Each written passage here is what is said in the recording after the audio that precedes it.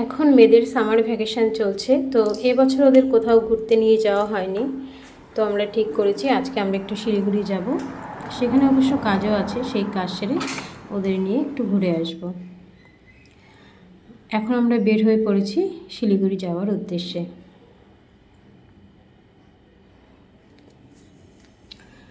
এখন বর্ষাকাল, চারিদিকটা সবুজ, খুব সুন্দর লাগছিল। অনেক দিন পরে পরিবারের সাথে যাওয়ার জন্য এখন প্রায় যাওয়াই হয় না আমাদের।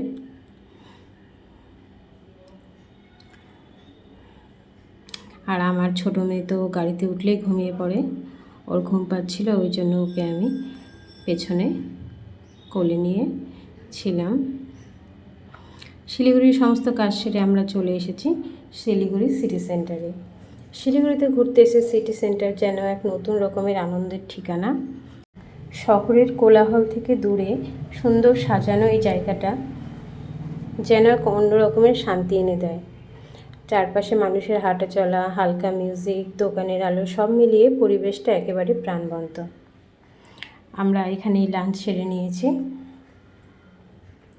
বিভিন্ন ব্র্যান্ডের দোকান ঘুরে ঘুরে দেখা, প্রিয়জনদের সাথে ছবি তোলা, এখানে আসলে সত্যিই খুব ভালো লাগে।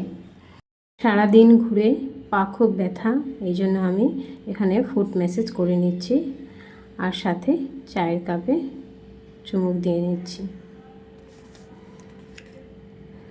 সিটি সেন্টার শুধু একটি শপিং মল না, এটা শিলিগুড়ির একটি অনুভব, একটি সুন্দর দিনকে রঙিন করে তোলার জন্য উপযুক্ত একটি জায়গা।